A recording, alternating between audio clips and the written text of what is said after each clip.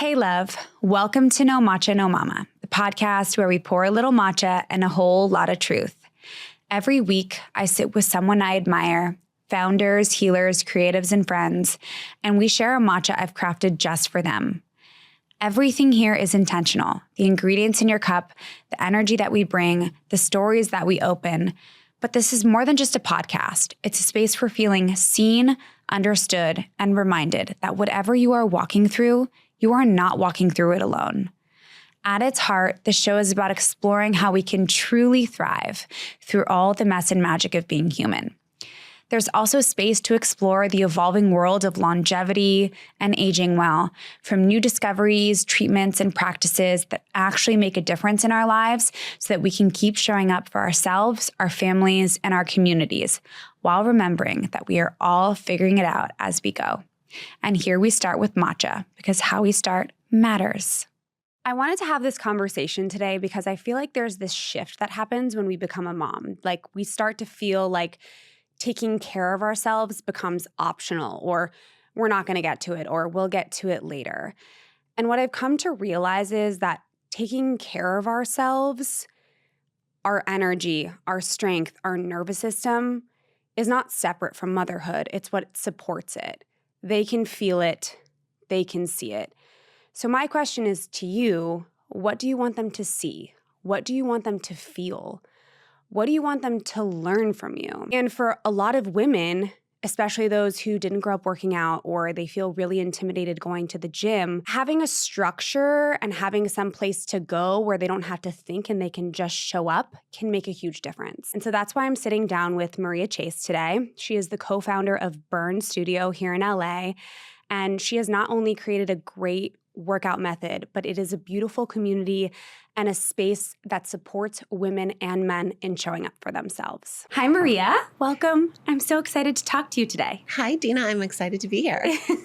So I made you a matcha. It's my usual matcha. It's with pistachio, cashew, coconut milk, and it's slightly sweetened. It's my ritual in the morning. I've been into pistachio milk lately, so I'm excited. Amazing. Well, thank you. That's obviously my ritual in the morning. I was wondering, what's your matcha? Honestly, I've been a coffee drinker for most of my adult life. My parents own an organic coffee farm in Kona, in Hawaii. Amazing. Which is where I grew up.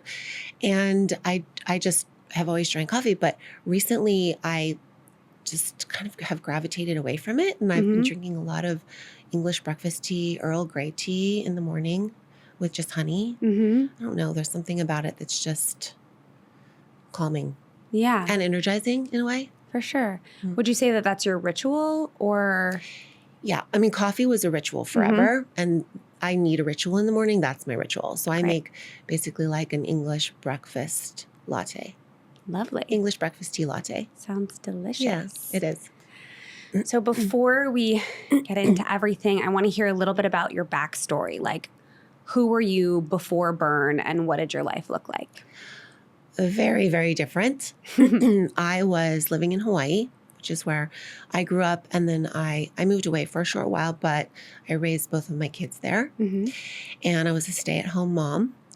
And I spent many days on the beach with my babies. And I had a good 10 years where I was just really focused on raising my kids. Yeah. It was idyllic. Sounds beautiful. Yeah, it really was. Were you married at the time? I was married. Yeah. Yep. I was on the island of Oahu and I grew up on the Big Island.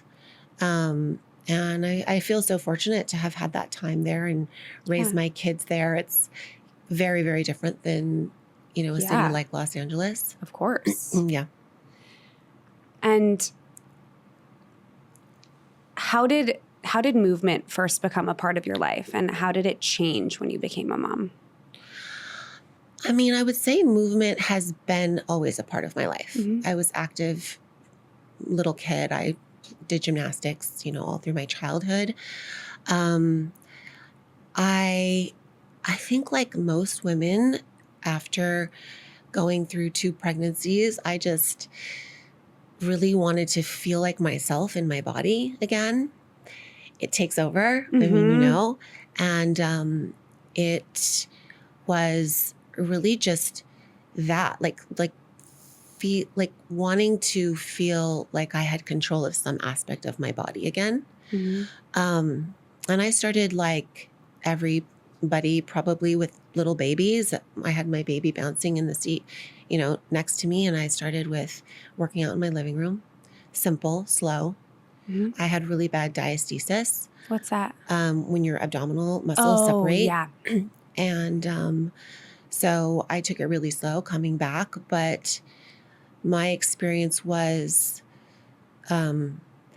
amazing. Like I ended up getting into better shape after post-pregnancy than I ever was before. Amazing. Yeah.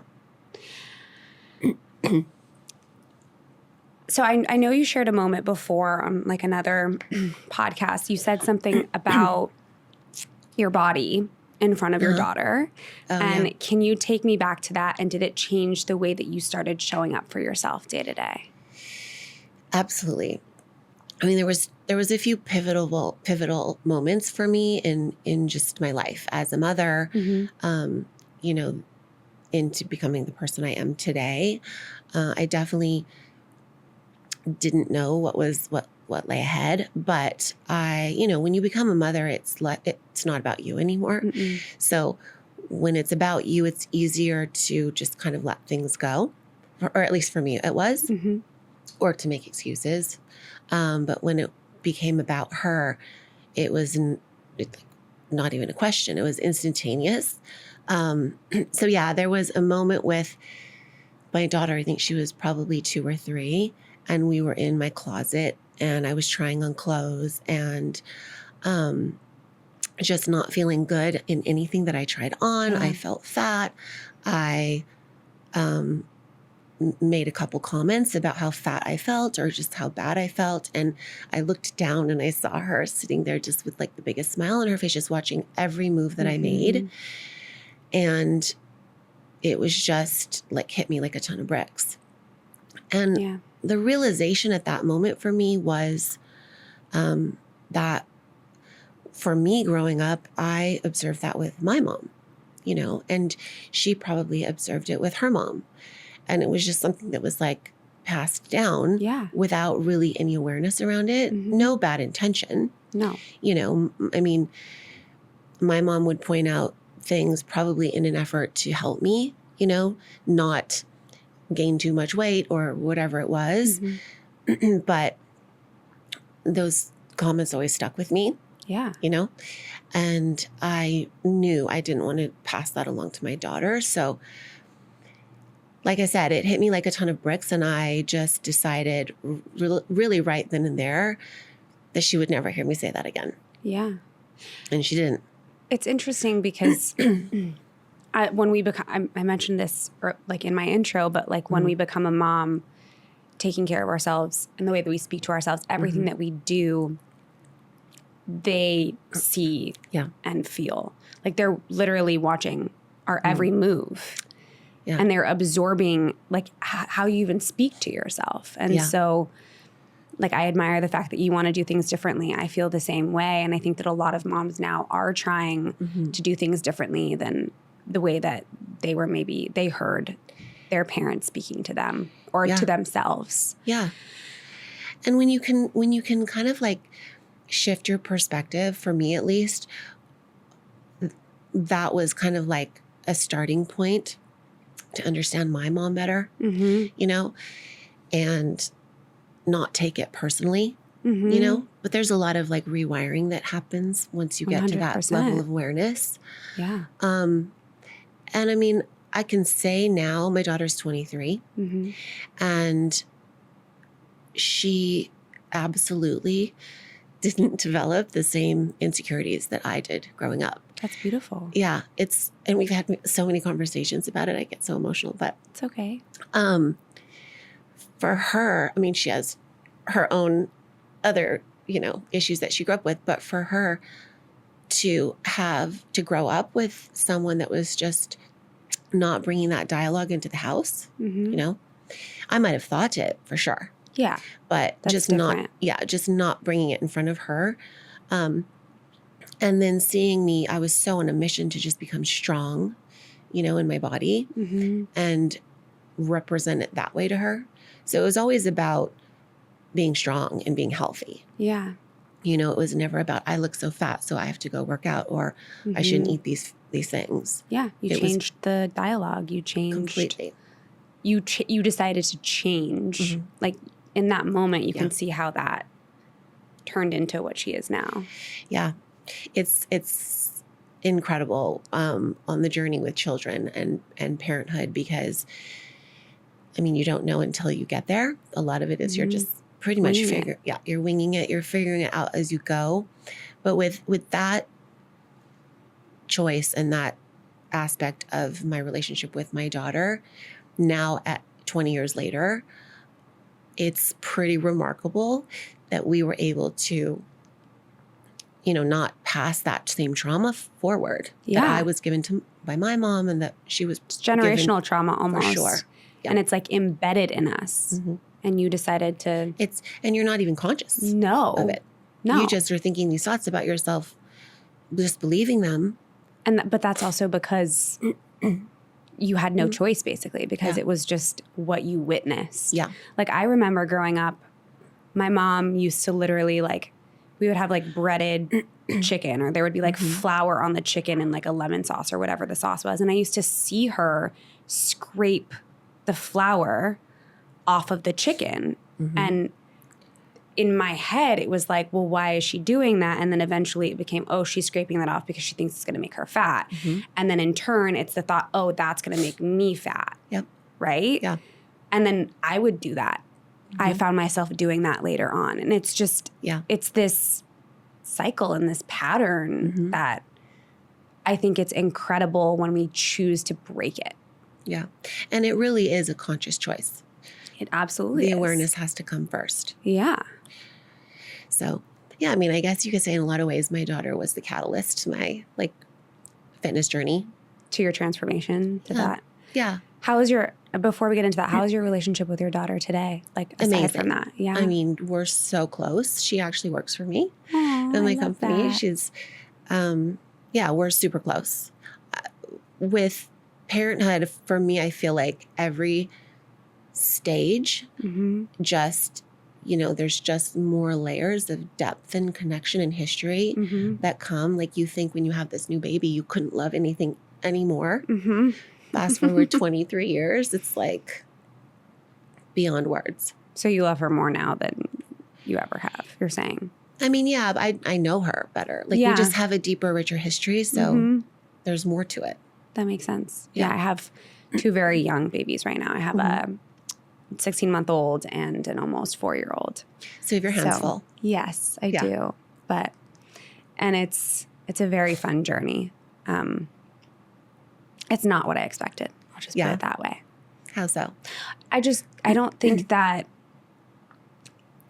there's any, like, preparation for it. And so when you get thrown into it and you become a mom, you don't even know what's coming and what to expect. You don't even know the questions to ask. You don't even know. You know, exactly. So we struggle to sometimes find ourselves and figure it out. And yeah, I mean, I think that I found myself 2 different times with both of my kids. And it's like new versions of myself. And I never would have known that before, like before having kids. Yeah. Do you have a daughter and a son? Yeah. So do I. And it's very different. I mean, raising a girl and raising a boy, they're 2 different hats. Yeah. But it makes it fun, though. For sure. You know? I'm glad I had one of each. I wanted one of each so badly. Yeah. I always thought I was the mother of girls. I was never a tomboy. I was pretty much a girly girl. Yeah. But the relationship I have with my son is like, it's so completely different. He's 20 now, but even at 5, he was like my little protector. Aww. You know, it was just it was a really different dynamic. Yeah. He was always looking out for you. Yeah. My son always asks me, like, if he sees me getting upset or he sees something is wrong, he goes, "What's wrong? Like, are you okay?" Like, trying to make sure that everything is fine. And I was always kind of like my parents always kept things from me. They weren't really open.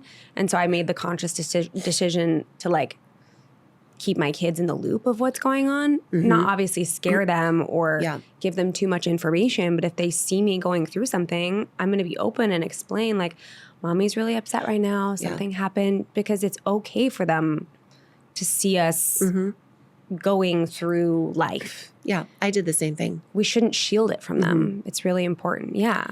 I went through a divorce, became a single mom who had never worked. Like as an adult, I had never had a job. So there was a lot of trial and tribulation through that process. And I brought them along with it, you know? Yeah. I mean, up until that point, their life was very different. It was like the white, you know, the white picket fence and the perfect house and the matching Range Rovers and the private schools and all these things that looked picture perfect. So then when I set out as a single mom and had to figure everything out, and they were pretty young, it was just a much different experience for them. And I wanted them to understand that wherever I was going, it was going to take a lot of work, and that it was going to be worth it. Because, I mean, that's a major thing that we need to learn in life. Yeah. Like, certain things are challenging, but they're worth fighting for. It's worth getting there. Yeah. And it's interesting. I have a lot of conversations with my kids now that they're adults about just how their life went and what it was like going through a divorce with, you know, their parents. And they have a lot of friends whose parents stayed together, and everything is still the same as it was then, seemingly. And they have such a profound awareness around it, you know, and like how it served them ultimately now as adults, you know, just a different type of awareness around finances, a different type of awareness around like work ethic, you know, it's interesting.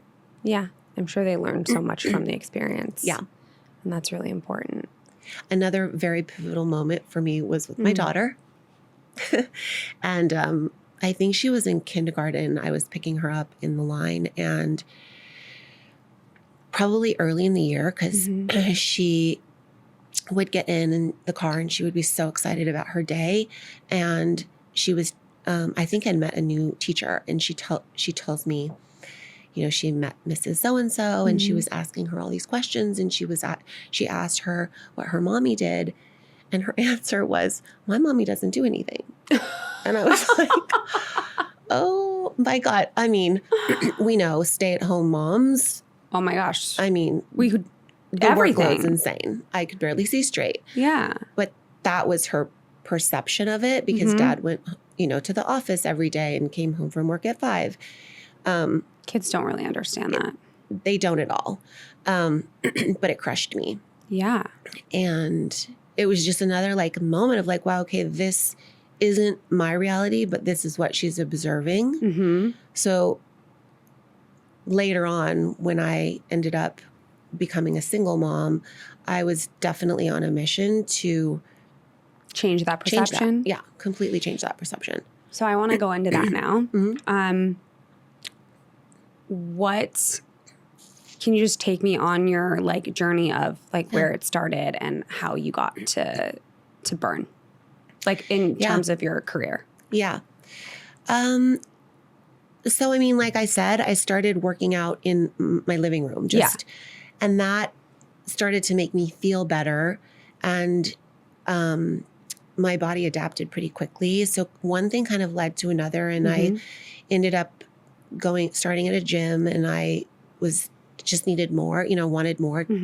And I met this girl who trained there, who at the time in Hawaii, she was the only professional bikini athlete in bodybuilding in Hawaii. Yeah. It was a new division introduced to bodybuilding to kind of help it become more mainstream, because back then it really wasn't. It was its own world, which I knew nothing about.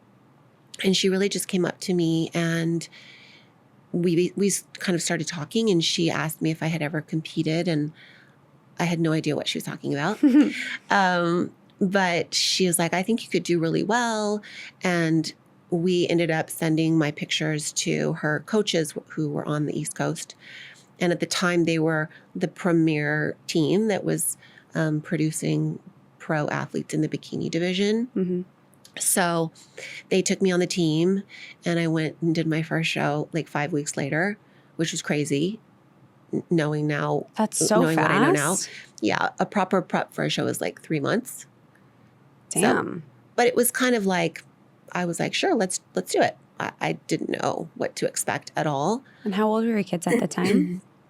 My kids were about 10, 7 and 10. Was it after the divorce or before? It was just before. And it was probably like the timing of it was me just wanting to do something for myself. Mm-hmm. Absolutely. And this seemed like a crazy, like completely out of my comfort zone, a crazy goal.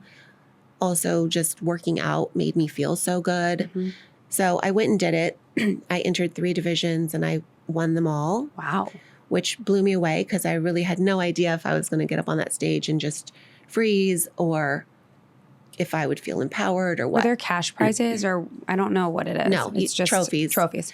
Big trophies that I had to bring back to Hawaii. That was fun.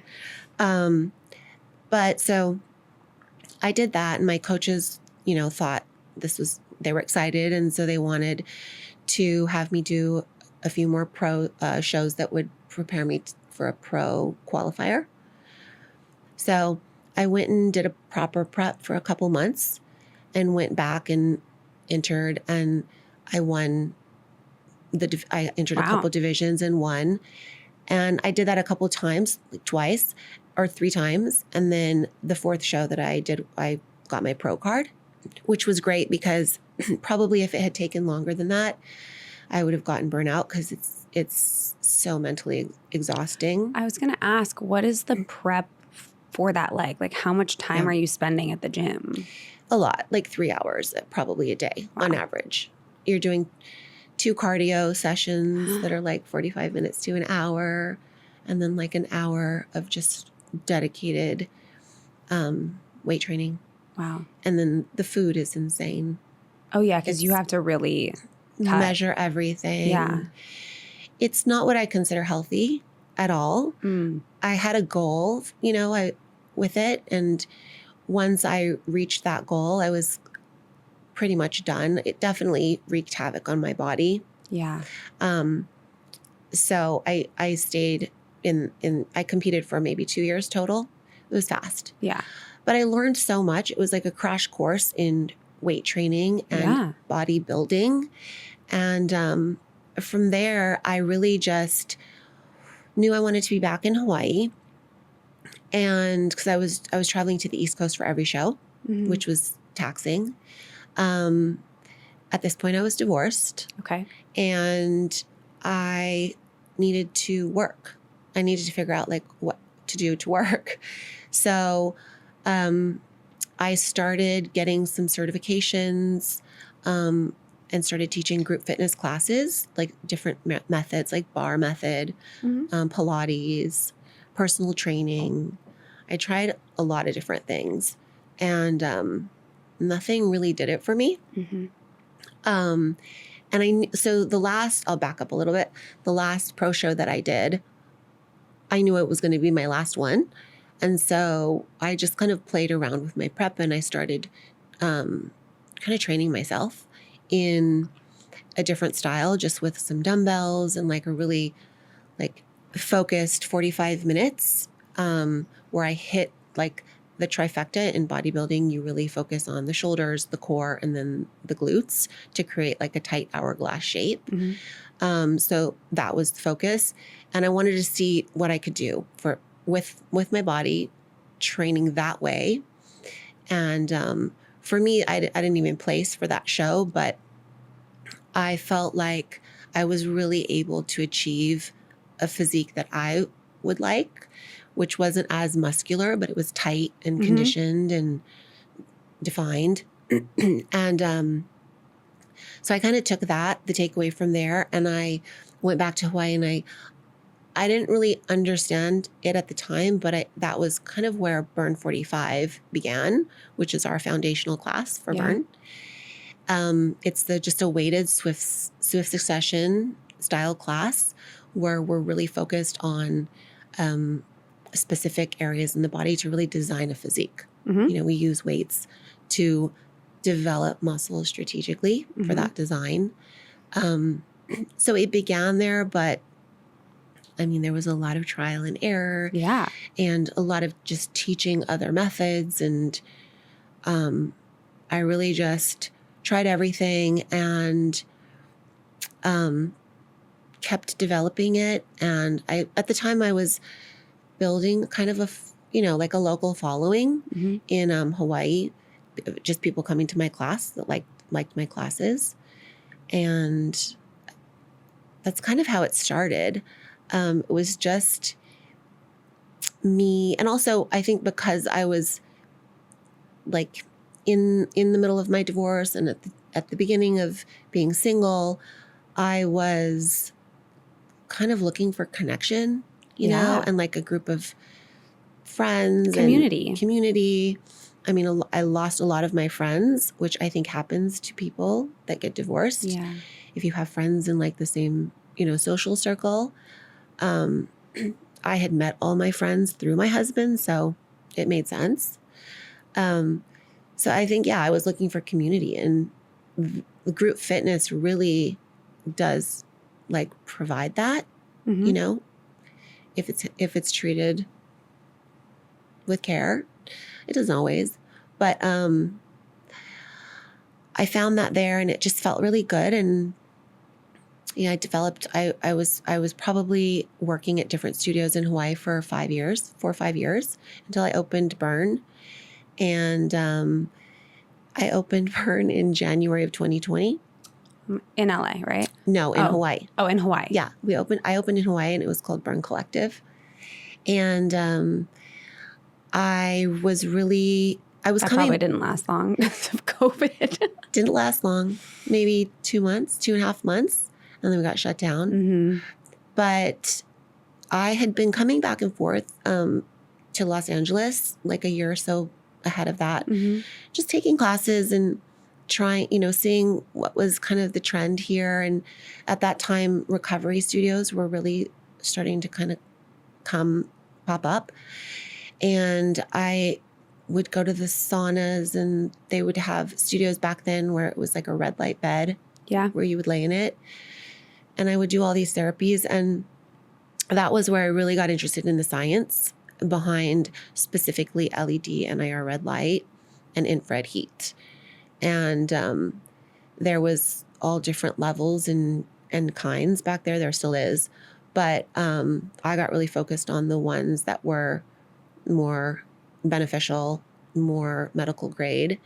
And so when I ultimately did open my own studio, I knew I wanted to stack those two therapies on the workout, because I just felt like the workout style that I was developing really paired well with that. And when I would come here, I would do a workout class, and then I would go to a sauna, and then I would go to a red light bed. And it took up like 3-4 hours of my day.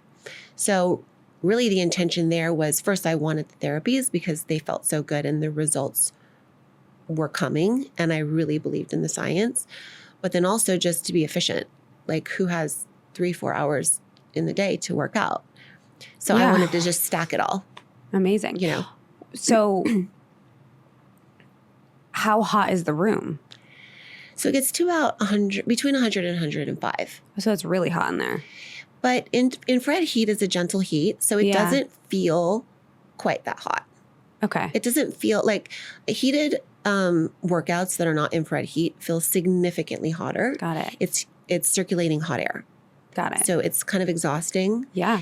Infrared heat is energizing heat. Okay. You could walk in and not really feel like it's too hot, and the heat kind of catches up with you after you kind of like pause or stand still, because it's radiating from the inside out. So it identifies the object, heats the core object, and essentially stimulates fever in the body, which is healthy. It gives your immune system a spike. Fever is your body's natural response to anything that's attacking it. Right. So it's healthy. But it's not like a face full of hot air. That makes sense. Is that what you felt like was missing from the industry that you wanted to do differently, like the infrared mixed with the workout, or what is it that you wanted to do differently with your workouts? Well, specifically, I wanted first the workout itself to stand alone, to be a workout that was really focused on designing a physique, using weights. Back then it was really bar and sculpt was really the trend, which was very lightweight and short reps. So I was, faced with that mountain to climb, trying to get women to pick up heavier weights was a challenge. And I was coming from the world of bodybuilding, and I knew exactly how beneficial lifting weights was for our physiques. And so I've always been on a mission to educate women just about those benefits. But in terms of a group fitness class, I had never seen anybody using LED red light on a workout. In Hawaii, we had a couple infrared heated fitness studios, but they were like really basic, kind of like garage heater infrared heat, not the technology we see today. And even in the last 6 years, the technology has advanced so much since when I started. But I knew the science behind the red light and that type of heat. And I knew the benefits were such a perfect match to what we were doing in the class. The red lights we have are class 2 medical grade. They're penetrating through skin, connective tissue, muscle, bone to your organs. Are they like they're overhead? They're in the ceiling. So the whole room is lit. And it's all cellular regeneration. So I love red light. I mean, it makes you feel good. Like it really is, I think, one of the things that people just, the number one comment is like, they're so obsessed. Or they feel so amazing after the class. And it really has to do with what the red light is doing on a cellular level. We're regulating hormones, reducing cortisol, raising serotonin, regulating your hunger hormones. So you're not like ravenous hungry after this incredibly hard workout. Wow. Yeah. It's very anti-inflammatory. How does it regulate your hunger hormone? I mean, it just kind of balances everything out. Like cortisol doesn't spike, after. Oh, so that's why you don't feel the need to eat as much. Yeah. And it's a very hard workout. Like you're dying, it's high intensity. But without that spike in cortisol, you are going to be able to see such a different level of result. Like cortisol is just the worst. It wreaks havoc in your body. 100%. So all these practices to regulate or reduce cortisol, for me, are huge. Like I try to incorporate them in, and I had pretty high stress back then as a single mom. So that was kind of a motive for me. But yeah, I mean, I wanted to do something different. I had never seen it done before. It felt good. I believed in the science. I saw results in myself within like the first month of training under those conditions. I was able to go double my workouts. So I was teaching probably 6 classes a week. Oh my gosh. And then I went to like 12 classes a week, and I was recovering, and It's a lot. It's a lot. Because you're also doing the workouts in the class too. Because I'm doing the workout. Yeah. But I was just seeing such incredible results, and I was feeling really good. The red light that we use is really, the reason why I became so obsessed with it is the cellular regeneration basically translates to a faster rate of recovery in any kind of repair, which is muscle tissue. When you work out, you're creating micro tears in muscle tissue. Yeah. So you will see results in that recovery much faster. That makes sense. And so you feel better faster too, less sore the next day. Yeah. Kind of similar to like what a glutamine will do. but different, obviously. Yeah. Like I take glutamine after workouts to help with the recovery. Yeah. Aminos, EAAs are the one supplement that I take every single day. Yeah. Every single night. Yeah. For recovery. Why do you take it at night? Well, because when you sleep is when your body is doing the most repair and recovery. So I take a few. Before bed? Yeah. I wasn't I have them and I'm like not sure. Should I take them after the workout or before? Or? I mean, it's optimal within an hour of the workout. So before or after, 45 minutes on either direction. But at night is when you're getting your deep sleep, your REM sleep. Right. So I like to boost it up. You kind of talked about community at Burn. And you were like craving community. So was that always a part of what you wanted to create, or did that evolve? Or like, what did it look like when you first started, and what does it look like now? Community was definitely something that I craved. I spent years in the gym by myself training, and it was isolating and lonely and just, it wasn't connected to anything other than myself. It was fine at that time because I was on a mission. But coming out of that phase of my life, I was for sure craving community.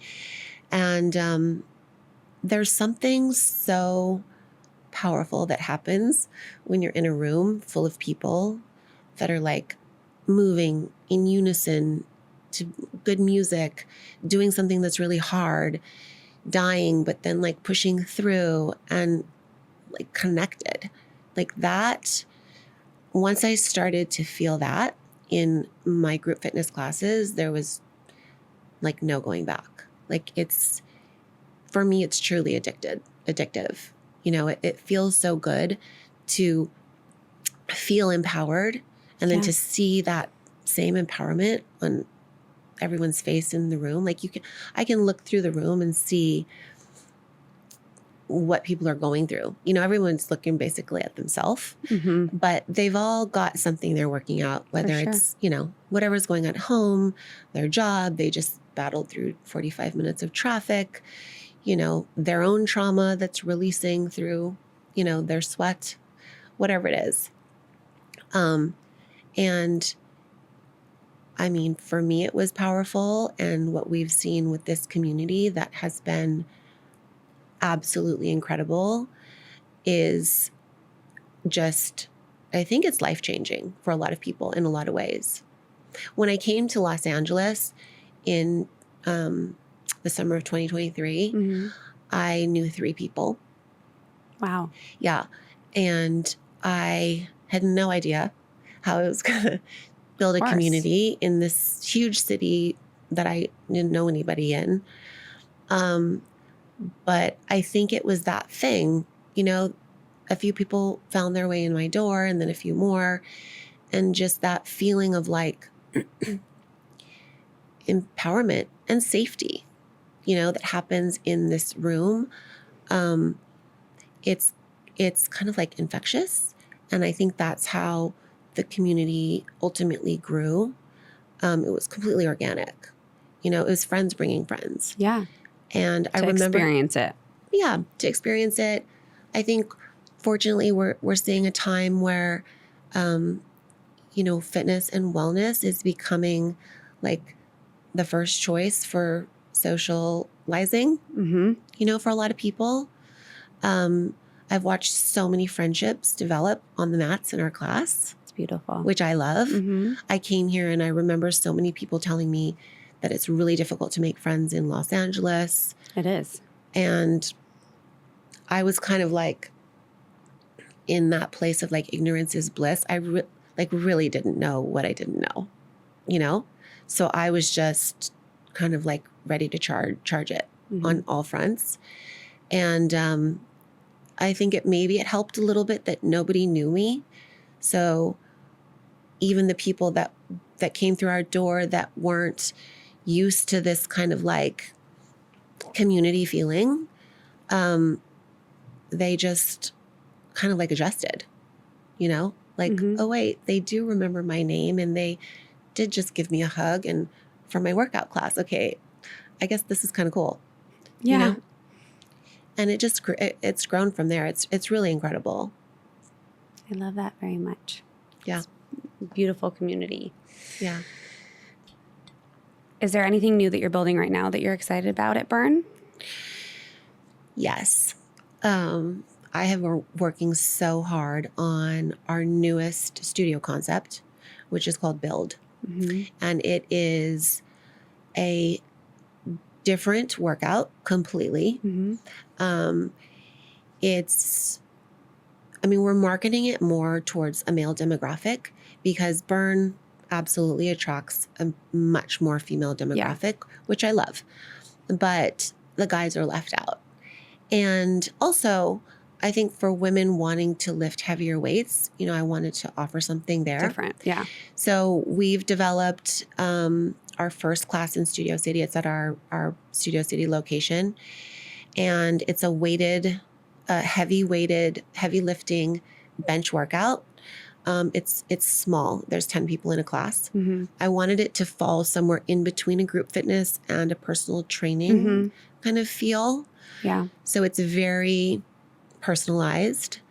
And to each person or the classes? The classes. So the coach or the instructor can walk around the room and correct form. Yeah. Like when you're lifting heavy weight, we definitely want form and safety is everything. Absolutely. So it's a little bit more hands-on like that. But it's also in LED red light and in the infrared heat, which also I've never seen done before. For me, it makes such perfect sense because a gentle infrared heat warms up the muscle in such a deep way that is going to, prevent injury, improve strength while you're in there. The red light helps rate of recovery, which is where you see the results. But it's a different class format. It's really designed to build muscle and strength, hypertrophy. There's dedicated days to specific muscle groups. The weekly schedule follows a traditional weight training split. Yeah. So it's much different. Upper body, lower body. Yes. Yeah. With kind of our spin, like I know people are going to compare it to Barry's or something like that, but it's really not like that at all. What we wanted to bring to the market, we felt like has not been done before in heavy lifting. It's a pretty unique and special workout, and I'm really excited for people to try it. Sounds in a couple weeks. That's when it's coming out? Yeah. That's when you're starting April. your classes? Cool. Yeah. Very cool. I wanted to switch back to motherhood really quickly before we wrap things up. If someone is listening out there that feels like they've been putting themselves last or doesn't even know where to start, like what would you want them to hear? Wow, what a question. I've had so many people find their way into our studio that tell me it took me a year to get up the nerve to come in. Really? Or we get DMs all the time, people telling us that they just need to get in shape first before they come. Because it's so intimidating. Fitness can be so intimidating. Absolutely. Especially a group fitness setting. And 10 out of 10 of those people that finally find their way into the door will say to me, I can't believe I waited this long. Because when you walk through our doors, it's actually not intimidating at all. Like, we don't have one demographic. The room is filled with people across the board. Yeah. We have women in their 60s. We have guys. We have girls from, the all late different teens. stages of life. Every stage, every age, every athletic build, condition. Every class is modifiable. My takeaway is always just start. And I know it's like the hardest first step. It really is for most people. But in terms of coming to a workout with us, I think walking in the door, you'll see how welcoming and how empowering it actually is. So really just to get out of your head, because it's our minds that play tricks on us. They tell us something that's Yeah. not really true, and that's what keeps us from taking that first step, Yeah. just starting. I feel like it can be intimidating for a lot of people to just start. Like you kind of said it. Yep. But we especially also, with social media. Mm-hmm. It's so misleading. It's like a highlight reel. It's 3 seconds of what actually happens. For sure. You know? Yeah. And as a mom, like after you have a baby, you can feel like you've lost your body and you're not in good shape anymore. You're not strong. And so that can also be really intimidating for women to like put themselves back out there again, or think that they don't have to put themselves. Yeah. I mean, our babies come first, but we also need to take care of ourselves. And so it can just be, it's a hard shift sometimes. It's a hard shift. And I mean, it has definitely been a focus for me to create a space that felt safe for women specifically. After I had my babies, I didn't really have anywhere like that in Hawaii. There wasn't a lot of options. Definitely not a group fitness experience. And so I think for women in general, it feels very safe and it feels very empowering. Not necessarily, I mean, there's, so many options out there. But I think just starting, getting yourself over the hump. For sure. Mm-hmm. And then one last question. Yeah. If you could go back and tell an earlier version of yourself something, what would you want her to know? I think I would tell myself to trust myself. Trust my intuition. It took me a long time to get to that point where I trusted and then acted, Mm-hmm. I think I would also remind myself that it would be okay to try the things that I'm afraid to try. That held me back for a long time, just fear of the unknown, and it was much later on in life where and probably just comes with age but where I was able to do things in spite of the fear, because fear can be crippling.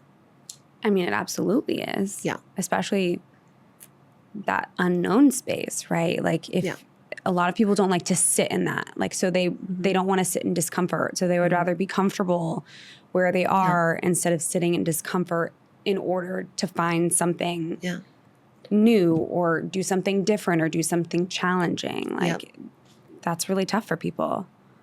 It's so tough. And fear can have such a grip on your mind, Yeah, a lot. I mean, think of how many people live in a fear-based mindset. Mm-hmm. Like scarcity mindset, I would also say. Like, think of that. Like, that's debilitating. It also is like inhibiting your growth as a human being. It's inhibiting your like ability to grasp that abundance that everyone craves.